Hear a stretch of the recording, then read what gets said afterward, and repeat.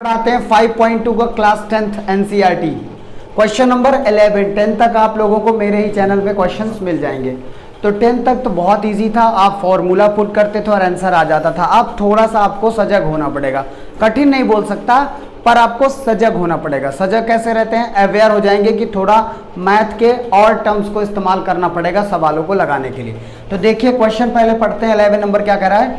Which term of the AP 3, 15, 27, 39। ये AP आपको दी हुई है, ठीक है, ये एपी आपको दी है यानी कोई सारणी दी है। Will be 32 more than the it's 54th terms. तो मान लीजिए कोई एक टर्म है जिसमें से 54th टर्म से 132 उस एपी का नंबर बड़ा है। किसी टर्म्स को हम क्या मानते हैं बच्चों? एन मानते हैं, है कि नहीं? तो कह रहा है, अब और आसान तरीके से समझो, कह रहा है एन जो टर्म्स है इसका आखिरी टर्म्स होता है। किसी भी एपी का आखिरी टर्म्स को एन बोलते हैं या तो यल बोलते हैं। तो यल इस एक्सरसाइज में नहीं पढ़ेंगे, आगे आप पढ़ेंगे। इस एक्सरसाइज में आप पढ़ रहे हैं एनथ टर्म है ना? एन से कितना ज्यादा है इधर रख लीजिए एन और इधर लिख दीजिए A54। कह रहा है एन जो है तो इस नंबर से 132 ज्यादा है। कितना है? 132, यानी लास्ट ये 132 ज्यादा है और ये A54 कम है। तो इन दोनों को बराबर करने के लिए हम किस पे प्लस करेंगे? 132 का इसमें करेंगे। भाई जो लास्ट टर्म है वो 54 वाली टर्म से ज्यादा है। कितना? 132। तो अगर इसमें हम प्लस कर देंगे तो दोनों बराबर हो गए ना। और सरल बताएं, कह रहा अंतिम वाली जो टर्म है जिसको एनथ टर्म बोलते हैं, एन, वह A54 यानी 54 वाली टर्म से कितना ज्यादा है? 132। तो अगर A54 में 132 जोड़ देंगे तो दोनों क्या हो जाएंगी? बराबर हो जाएंगी, है कि नहीं? और तो समझाने की जरूरत नहीं पड़ेगी। बस अब आपको पता है A54 को क्या लिख सकते हैं? A plus 53। Very good, 53। एक डी कम हो जाता है ना, जितना A होता है डी में एक कम हो जाता है। Plus 132 is equal to AN क्या होता है formula? A plus n-1 into D. AN का फॉर्मूला यही तो होता है। तो हम AN की जगह ये वैल्यू रख दिए, कोई दिक्कत? अब देखो बच्चों, इसको सवाल को यहाँ रोकेंगे और इसमें क्या क्या लगेगा? हमें A चाहिए और D भी चाहिए। तो AP से पहला टर्म क्या होता है? पहला टर्म क्या होता है? A होता है।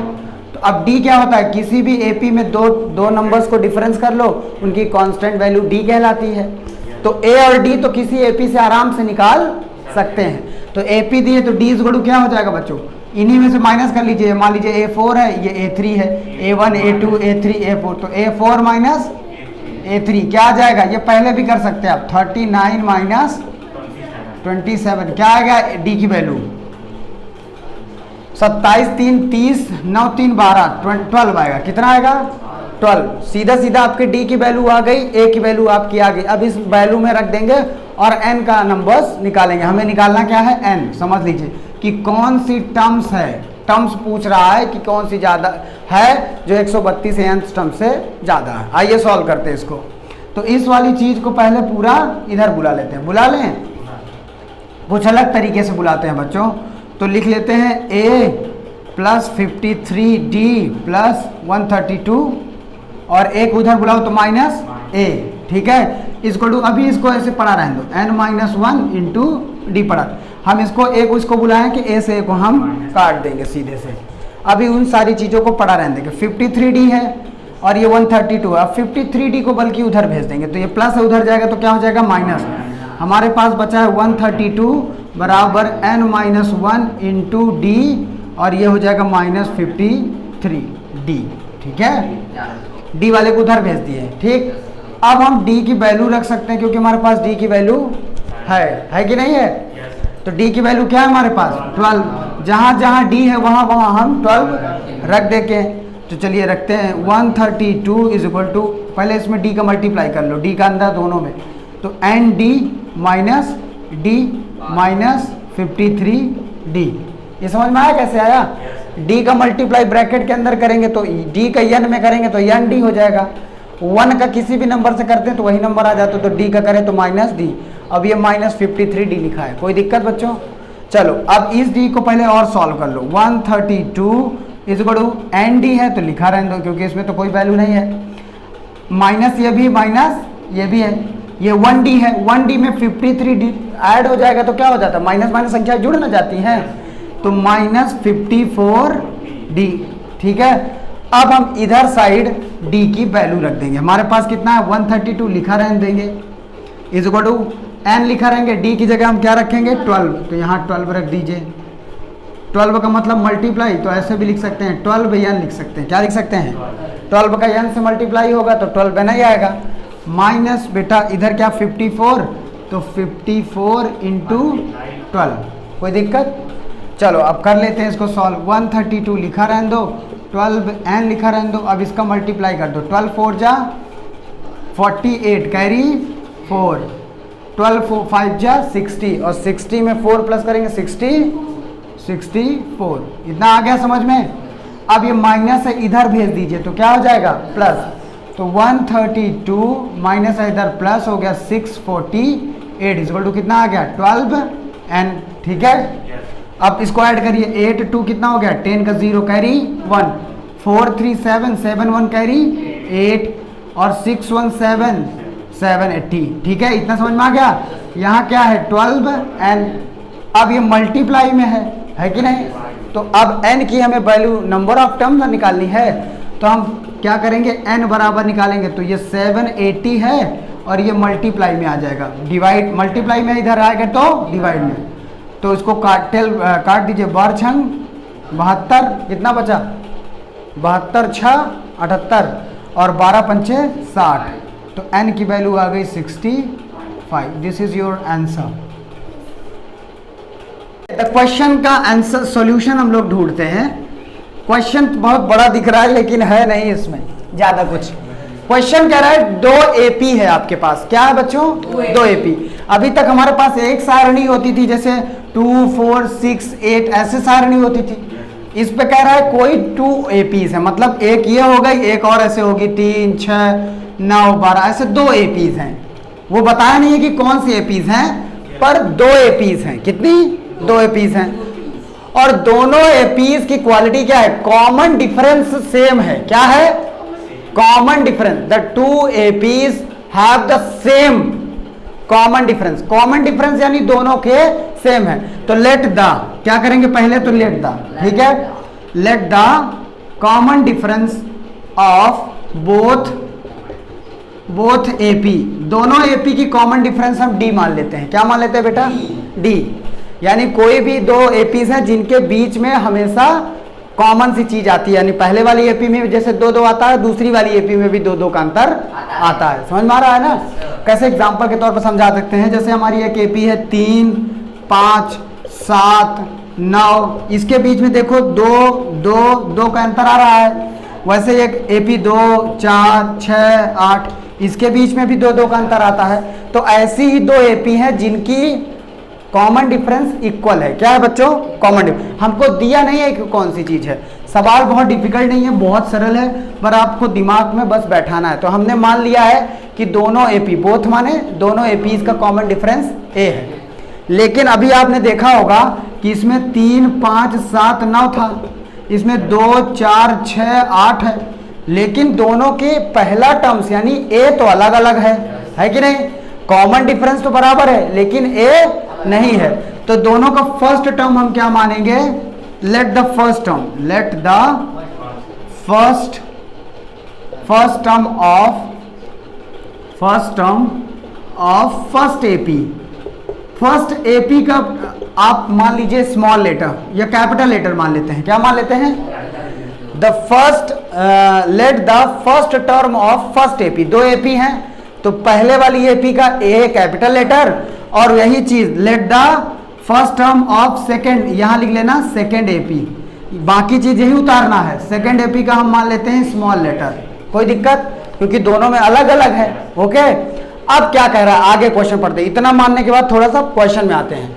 कह रहा है 2 AP have the same common difference, the difference between their 100th। अब दोनों की कौन सी टर्म है बच्चों, 100th टर्म। कौन सी 100 टर्म। लेकिन अब इसमें थोड़ी सी दिक्कत हो सकती है, इसमें कुछ चीज और मानना पड़ेगा। 100 टर्म है तो चलो ऐसी से कर लेते हैं, तो A 100 टर्म आएगी। अगर दोनों में अलग अलग मानेंगे तो ये वैल्यू खराब हो सकती है, यानी a प्लस, अरे मान सकते हैं, तो मान लीजिए a 100 टर्म, तो दोनों का लिखेंगे तो a 100 इसको भी लिख लीजिए, है ना, और इसको भी डिफरेंस a 100 दूसरे वाले को भी लिख लीजिए। यही कह रहा है ना, पहली वाली टर्म 100th का दूसरे से डिफरेंस कितना आता है, 100 ही आता है, ठीक है, 100 ही आता है। अब ये कैपिटल लेटर इसलिए माने हैं ताकि डिफरेंस बना रहे, ठीक है। बाकी हम इसको लिखेंगे a इस प्रकार नहीं लिखेंगे, लिखेंगे वही वाला। आप एक काम प्लस 99d, क्या लिखेंगे, a प्लस 99d, ठीक है। अब यहाँ पे ये माइनस का साइन है, इसको भी यही लिखेंगे, a प्लस 99d। लेकिन बच्चों ये वाला होगा क्या, कैपिटल लेटर का a, और ये वाला होगा स्मॉल लेटर का ले, ये बस ध्यान रखना है, ये कैपिटल लेटर, ये स्मॉल लेटर। इस इक्वल क्या दिया हुआ है, 100, ठीक है, हमने a माना हुआ है, तो बस यही अगर समझ गए तो काम बन जाएगा। अब देखो a plus 99d is minus, इस माइनस का अंदर क्या कर देंगे, मल्टीप्लाई कर देंगे, तो माइनस का प्लस में गुणा करेंगे तो माइनस a, है कि नहीं, और इस माइनस का प्लस में करेंगे तो माइनस 99d इस इक्वल क्या आएगा, 100। अब देखो a तो कटेगा नहीं क्योंकि दोनों अलग अलग है, 99d से एक प्लस है और एक माइनस है, कट गया, तो आपका आंसर क्या आएगा, a माइनस कैपिटल लेटर वाला माइनस a बराबर 100। ये इसका तो हमें आंसर आ गया है। अभी हमें 1000 प्लेस वाले का निकालना है, तो 1000 आगे लगाएंगे। तो dear students, a minus a equal to 100 ये हमने फाइंड कर लिया है। अब बोल रहा है क्वेश्चन में what is the difference between their a 1000th term. अब दोनों AP का a 1000 a 100 वैल्यू निकाले तो a minus a equal to 100 आ गया। अब 1000 टर्म बोल रहा है, तो 1000 टर्म a 1000 ऐसे होगा, माइनस दूसरे वाले a का भी 1000 टर्म्स, बराबर पूछ रहा है क्या आएगा, हमें नहीं पता है, यही का आंसर हमें फाइंड करना है। तो चलो इसको भी सॉल्व कर देंगे। a 1000 है तो इसको हम क्या लिख सकते हैं बच्चों, a प्लस 999d लिख सकते हैं, बिल्कुल लिख सकते हैं। माइनस लगाएंगे, इसको क्या लिख सकते हैं, a और प्लस 999d इसको तो हमको अभी पता नहीं, हम फाइंड करने वाले हैं, ठीक है, क्या आने वाला है। ओके, तो इसको लिखिए a प्लस 999d, माइनस का अंदर क्या करेंगे, मल्टीप्लाई, तो माइनस करेंगे तो माइनस a और इसका माइनस में करेंगे तो 999d बराबर हमें पता नहीं, माइनस 999d से प्लस 999d कट गया। अब देखो यहाँ लिखेंगे a माइनस a बराबर क्या बचा है, हम फाइंड किए हैं a माइनस a बराबर क्या होता है, 100 हमने फाइंड किया तो उसकी वैल्यू आ गई, yes answer is equal to 100। तब ये आपका फाइनल उत्तर हो। ओके स्टूडेंट्स, देखिए क्वेश्चन नंबर 13 5.2 का, और ये थोड़ा सा सोचने वाला क्वेश्चन है। वास्तविक रूप से जो एक्सरसाइज हम पढ़ रहे हैं इसी तरह की चीज़ों को सॉल्व करने के लिए एक इस मैथ का इस्तेमाल किया गया है कि हम इस तरह की चीज़ों को कैसे सॉल्व करेंगे। आप देखिए क्वेश्चन कह रहा है how many 3 digit number divisible by 7, यानी वो कितनी 3 अंकों की संख्याएं हैं जिनको 7 से डिवाइड करेंगे तो पूरी पूरी कट जाएंगी, है कि नहीं। तो मान लीजिए 3 डिजिट की पहली नंबर क्या होगी, 100, क्या होगी 100, और आखिरी नंबर 3 डिजिट की क्या होगी, आखिरी जो सबसे आखिरी में आएगी 999। पूछो कैसे, अगर इससे एक कम कर देंगे तो क्या आ जाएगी 99, और 99 कितने डिजिट की है, 2 ही डिजिट की है, और इससे एक ज्यादा कर देंगे तो ये 1000 हो जाएगा, क्या हो जाएगा, जिसमें 1 2 3 4 डिजिट हो जाएगा। बात समझ में आ रहा है, कह रहा है कि 3 डिजिट के नंबर होने चाहिए जो कि किससे डिविजिबल हो बच्चों, 7 से डिविजिबल हो। हमें एपी नहीं पता है तो कितने वो नंबर होंगे, यानी 100 से 999 के बीच में कितने नंबर्स होंगे जो 7 की टेबल से एग्जैक्ट डिवाइड हो जाए। 7 की टेबल डिवाइड का मतलब क्या होता है, रिमाइंडर एक ना बचे ना दशमलव आए, तो हमको सिर्फ पहला ढूंढना है और आखिरी का ढूंढना है। तो कैसे ढूंढेंगे बच्चों, पहला नंबर 100 में 7 का डिवाइड कर लीजिए, कैसे पता चलेगा, तो एपी बनाना है, क्या बनाना है, एपी। पहला नंबर अगर हमको पता चल गया तो उसमें साथ साथ जोड़ते चले जाएंगे, है कि नहीं, और आखिरी से एक नंबर पता कर लेंगे जो कटता हो, ठीक है। तो आइए हम लोग सॉल्व करते हैं। तो देखिए 7 की टेबल से कट जाएगा, 7 1 जा 3 बचेगा। ये रफ वर्क है टोटल, इसको फेयर में नहीं लिखेंगे, हम लोग एपी बनाने के लिए तैयारी कर रहे हैं कि कैसे एपी बनाएंगे। तो यहाँ लिख देंगे एपी। तो कितना है 30, 7 4 जा 28, ये कटा नहीं, 2 बच गया ना। तो अब हम सोचेंगे देखेंगे 101 क्या लेंगे, तो इसमें भी 7 का, तो 7 2 जा 7 1 जा 7, माइनस करें कितना है बच्चों 3, 31, 7 4 जा 28, कितना बच रहा है, अरे 3 बच रहा है, यानी अभी भी नहीं कट रहा है। अगर हम 102 ले जाएंगे तो भी बच जाएगा कुछ ना कुछ, 3 ले जाएंगे तो भी बच जाएगा।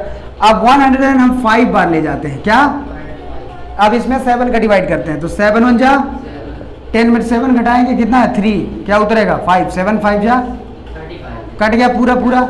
यानी पहला नंबर आपका 3 डिजिट का क्या होगा बच्चों 105। हमने आपको बताया था पहला अगर नंबर पता चल जाए तो आप इसमें 7 7 डिवाइड प्लस करते चले जाइएगा, तो उसके बीच में 7 7 का डिफरेंस हो जाएगा।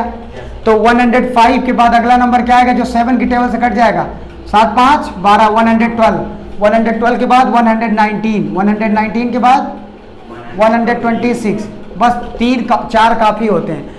अब हमें आखिरी से चेक करना पड़ेगा कि आखिरी वह नंबर कौन सा होगा। ठीक है बच्चों, तो 999 में पहले डिवाइड करो 7 का, देखो कट जाता है क्या, 7 1 जा 7, 2 बच गया 29, 7 चौक 28, 1 बच गया 19 आया, 7 3 7 दूनी 14, नहीं कट रहा है बिल्कुल भी, 5 बच रहा है कि नहीं। तो वैसे नंबर आप ढूंढ ढूंढ के, अगर आपको समझ में आ रहा है कि नहीं आ रहा है, तो 999 नहीं कटा तो 998, 997, 994, ऐसे करते चले आएंगे। तो आखिरी नंबर वो है बच्चों 994। अगर आपको भूल जाए कि वो क्या है, हम तो लगाते लगाते आदत पड़ चुकी है तो इसलिए मुझे पता है, तो आप ऐसे एक एक नंबर पीछे चले आते चले जाएंगे, सब में 7 का भाग देंगे। और अगर जो रिमाइंडर पूरा 0 आ जाए तो समझ लीजिए वो पूरी तरह से डिविजिबल हो जाएगा। अब देखो इसमें 7 का डिवाइड करेंगे, 7 1 जा 2 बचा 29 हो गया, 7 4 जा 20, 8 1 बचा 4 उतरा, 7 2 जा 40, कट गया कि नहीं कट गया। तो वो आखिरी नंबर क्या होगा बच्चों, तो ऐसे ऐसे करके 994। यानी अब हमें शुरू के नंबर भी पता है जो 7 की टेबल से कट जाते हैं 3 डिजिट के, और आखिरी वाला नंबर भी पता। आखिरी वाले नंबर को हम AN कहते हैं, क्या कहते हैं, यही ना कहते हैं, ठीक है, ANth टर्म। अब आपने फाइंड कर लिया, अब आसान हो जाएगा सवाल। अब आपको पूछ रहा है कितने संख्याएं हैं, क्या पूछ रहा है, कितनी संख्याएं हैं 105 से 994 के बीच। तो ऐसे गिनते चलेगा तो बेहोश हो जाएंगे आप, है ना भाई। 100 के बाद 200 आएगा, 200 के बाद 300। तो इसीलिए फॉर्मूले बेस का इस्तेमाल किया जाता है, अर्थमेटिक प्रोग्रेशन। तो हम इस्तेमाल कर लेंगे उसको। तो पहले ए निकालिए, ए क्या है इसमें, पहला टर्म क्या कहलाता है ए, और डी गुणु क्या आएगा बच्चों, सबके बीच में कितने कितने का डिफरेंस है। तो आपको कॉमन सी बात है, इसको घटाना उठाना नहीं पड़ेगा, आपको पता ही है कि सबके बीच में 7 का डिफरेंस। और लास्ट टर्म क्या, यानी कुल मिला के इसमें खोजना क्या है, नंबर ऑफ टर्म्स, यानी कितनी संख्याएं हैं जो कट जाएंगी। तो n की संख्या पता कर लेंगे, तो उतनी संख्याएं हैं जिनको हम डिवाइड कर सकते हैं, किससे, 7 से। जो 3 डिजिट की नंबर्स हैं वो कितनी है, किससे, जो 7 से कट जाती हैं, तो n की वैल्यू निकालेंगे तो आंसर आ जाएगा, बस दैट्स ऑल। तो an का फॉर्मूला क्या होता है, an बराबर a plus n-1 into D. हमें a की वैल्यू पता है, हमें d की वैल्यू पता है, हमें an की वैल्यू पता है, क्या है 994। हमें n की वैल्यू निकालनी है, पटाख से निकाल देंगे।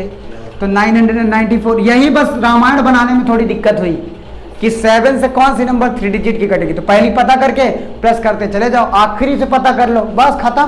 बाकी तो आपको पता है कि इस फॉर्मूले में कैसे पुट करना है। a की वैल्यू क्या है 105 प्लस n-1 इंटू डी की वैल्यू कितनी है 7।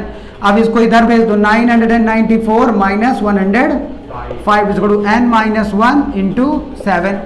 994 में 105 घटाओ तो 14 में 5 गया 9, 8 बचा, 8 में 0 8, और ये क्या बचेगा 8, 9 में गया 8, 889। ठीक है, अब n-1, अब 7 को भी इधर भेज दो, तो 7 मल्टीप्लाई में इधर आएगा, काटो इसको, 7 1 जा 7, 1 कैरी दिया 18 हुआ, 7 दूनी 14, 4 बचा 49 हुआ, 7 7 50। तो आपकी वैल्यू क्या आई 127 n-1। अब 1 को इधर भेज दो तो 127, 1 इधर आ गया तो प्लस बराबर n, तो n की वैल्यू आ गई 128। तो कितने नंबर हैं जो 7 की टेबल में कट जाएगा 3 डिजिट के, वो है 128। बस that's all. Okay, the question number 14 5.2 का क्वेश्चन नंबर 14 क्या कह रहा है, ये भी उसी प्रकार का जैसे 7 वाला था।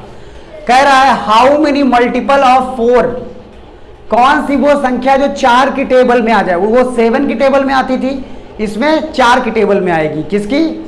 लेकिन वो नंबर कहां से कहां तक के अंदर लाई, मतलब होता है उसके अंदर पड़े। तो 10 to 250 होना चाहिए, मतलब 10 से 250 के बीच में वो नंबर होने चाहिए, लेकिन वो नंबर 4 की टेबल से कटने चाहिए। ठीक है, तो आइए शुरू कर देते हैं बच्चों सॉल्यूशन में अंतर्गत। तो एपी तैयार करते हैं। क्या बनाएंगे? एपी। तो एपी तैयार करने के लिए हम क्या करेंगे, पहले 10 तो कटेगा नहीं, क्या 10 की टेबल आ जाएगी?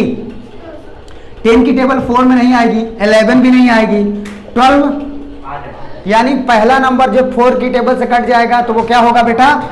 12। तो 12 से हम शुरू करेंगे और 4 4 प्लस करते चलेंगे, वो 4 से डिवाइड हो जाएगी। तो एपी बना रहे, तो 12 के बाद क्या होगा? 16 के बाद 20 के बाद 24 डैश डैश डैश। अब 250 के नीचे 249 से, यानी 249 से छोटी संख्या जो 4 की टेबल से कट जाए, तो 249 तो कटेगी नहीं, है कि नहीं? उसके आगे नहीं आना चाहिए, 250 के पीछे वो आखिरी नंबर जो 4 की टेबल से आ जाए। तो अगर हम ये तो कटेगी नहीं क्योंकि 9 है, आप जानते हैं। 248 देखो, 248 4 से कट जाएगा, 4 6 जा 24, 4 2 जा 8, यानी आखिरी नंबर क्या है? 248। देखो अब तुम सोच रहे हो कि ये कहां से आ गया, है कि नहीं? आपके पास आखिरी नंबर क्या है? 250, है कि नहीं? कह रहा है कि 10 से 250 के बीच में ऐसे नंबर ढूंढिए जो 4 की टेबल से कट जाए, है कि नहीं? तो 10 तो कटेगा नहीं, हमने ट्राई किया 4 की टेबल से। 11 भी नहीं कटेगा, हमने देखा 4 4 की टेबल से, 4 3 जा 12, तो यानी पहला टर्म हमारा 4 है। तो जैसे 7 वाले में 7 7 प्लस कर दिए थे, वैसे ही 4 4 इसमें भी प्लस करते जाएंगे तो टर्म बन जाएगी। तो 12 प्लस 16 प्लस 20 प्लस 24। अब आखिरी का टर्म कितना है? 250। तो आखिरी से भी चेक करेंगे, जैसे उसमें 919 था, तो उसके आखिरी से चेक करिए जो 4 की टेबल में कट जाए, लेकिन 250 के आगे नहीं, 250 के पहले। तो 249 आता, ये 7 की टेबल से नहीं कटा। अब इसके और नीचे आओ तो 248, इसको 4 से काटे तो 4 6 जा 24, 2 जा 8, ये कट रहा है, यानी आखिरी नंबर क्या होगा? 4248। क्या होगा? बस एपी हमारी तैयार हो गई। आखिरी वाले टर्म को क्या बोलते हैं? एन। अब कितना सरल हो जाएगा, पहला टर्म क्या है? 12, कॉमन डिफरेंस क्या है? 4, सबके बीच में 4 4 का अंतर है। और एन की वैल्यू क्या है बच्चों? N is equal to last वाला टर्म 248। तो पूछता है कि कितने नंबर्स होंगे, वही एन की वैल्यू निकालनी है। बहुत इजी है, चलो कर लेते हैं। तो क्या आएगा आपका? A N is equal to A plus N minus 1 into A N की वैल्यू कितनी है? 248 इज इक्वल टू ए की वैल्यू कितनी है? 12 प्लस एन माइनस 1, और डी की वैल्यू कितनी है? 4। इसको इधर भेज दीजिए, 248 माइनस 12, ये प्लस में इधर आएगा तो काहे में हो जाएगा? माइनस, इधर लिखिए एन माइनस 1 इंटू 4, माइनस करिए, 8 में 2 गया 6, 4 में 1 गया, क्या जाएगा? 3, और ये 236 इज इक्वल टू क्या आएगा? N minus 1। 4 को इधर भेज दीजिए, तो 4 कहाँ में हो जाएगा? डिवाइड में, इधर मल्टीप्लाई में है तो काट दीजिए। 4 5 जा 20, 3 बचा 36, 4 9 जा 30, कितना आ गया? 59। माइनस 1 को इधर बुला लीजिए, तो प्लस 1 बराबर एन, तो 59 प्लस 1 60, एन की वैल्यू कितने आ गए? 60। ये आंसर होगा। Okay, the question is 15। Okay, कह रहा for what value of N are the nth term. nth term की n की वैल्यू निकालनी है। nth टर्म हमको पता नहीं, आखिरी टर्म्स होता है। ओके, कौन से टर्म पर? और एपीज 2 हैं क्वेश्चन, बहुत डिफरेंट है थोड़ा क्वेश्चन। इसमें दोनों एपी आपको दी हैं, लेकिन ये दोनों एपी की वैल्यू एक दूसरे से बराबर है, यानी दोनों के nth टर्म के बराबर है। तो दोनों के ए और डी निकाल के वैल्यू रख देंगे तो एन की वैल्यू हमको धड़ाक से आ जाएगी। बहुत सरल है, आइए सॉल्व करते हैं। टन टन, तो ब्लू लेंगे हम लिखने के लिए, तो आइए। तो पहले वाले, let the first term, let the first AP. First AP से क्या होगा? फर्स्ट वाले AP का A क्या होगा बच्चों 63, ठीक है। और D क्या होगा फर्स्ट वाले का, इन दोनों के बीच में कितने कितने का अंतर है, तो 63 2 65, 65 2 67, तो 2 का, ठीक है। अब and second, let the second AP, यहां लिख लीजिए सेकेंड AP। सेकेंड AP से क्या क्या निकालेंगे, A निकालिए, A बराबर सेकेंड AP से 3 और D कितने का अंतर है 7 का, 3 7 10, 10 7 17। अब आ गया, अब दोनों की nth टर्म निकालनी है, AN is equal to AN, ये फर्स्ट है और ये सेकंड है, दोनों एक दूसरे के बराबर है। इसका फॉर्मूला क्या होता है, A plus n minus 1 into D, इसका क्या होगा A plus n minus 1 into, ठीक है बेटा। तो पहले की वैल्यू इसमें, दूसरे की वैल्यू इसमें रख के n की वैल्यू निकाल लेंगे। तो चलिए निकालते हैं, पहले में एक 63 है तो 63 प्लस n की वैल्यू हमें पता ही नहीं है तो वही तो निकालना है, और d की वैल्यू कितनी है लल्ला 2 है लल्ला। इधर क्या देखो, a की वैल्यू क्या है 3 है प्लस n माइनस 1 और d की वैल्यू कितनी है 7। कुछ चीज़ें इधर उधर करके काटी कूटा शुरू करेंगे कार्यक्रम। तो चलो यहाँ से शुरू करते हैं। तो पहले क्या करेंगे, इधर 63, अब इसका 2 का मल्टीप्लाई अंदर कर दीजिए तो आसान तरीका हो जाएगा, ठीक है। तो क्या आ जाएगा बेटा plus 2n minus 2 is equal to क्या बचेगा यहाँ पे, इसका लिखेंगे 3 इज इक्वल टू के आगे 3 बचेगा, फिर इसका भी 7 का मल्टीप्लाई कर दीजिए तो क्या हो जाएगा प्लस 7n माइनस 7, ठीक है। इतना समझ में आ रहा है। अब 3 को इधर भेज दीजिए, जो नंबर वाली संख्या है वो आपस में जुड़ी या घट जाती हैं। 63 में 2 माइनस हो जाएगा तो क्या आ जाएगा 61, ये माइनस हो गया ना, प्लस ये माइनस। अब 3 को इधर भेज, इधर भी माइनस हो जाएगा, सॉरी रुको, प्लस 2n लिखा इस 3 में 7 घट जाएगा तो क्या आएगा माइनस 7n और माइनस 4। देखो कैसे आया, 7n यहाँ आ गया, 3 में 7 घट गया तो क्या आएगा -4, क्योंकि माइनस वाली संख्या बड़ी है। अब देखो n वाले एक तरफ बुला लेंगे और नंबर वाले एक तरफ, तो 2n 7 को उधर बुलाओ -7n बराबर ये -4 है, 61 उधर चला जाएगा तो -61 हो जाएगा, कोई दिक्कत। ये प्लस था उधर गया तो माइनस हो गया, ये प्लस था इधर आ गया माइनस, तो 7 2 9n और 61 प्लस 4 65 है ना, -65 आएगा। नहीं सॉरी हाँ -65, 7 में 2 घट जाएगा, एक प्लस एक माइनस है तो घट जाएगा तो -5n आएगा, क्या आएगा माइनस से माइनस कट गया बेटा, n इज इक्वल टू क्या आएगा 65 अपॉन 5, 5 1 जा 5, 5 3 जा 15, तो n की वैल्यू आएगी nth term 13। This is your answer.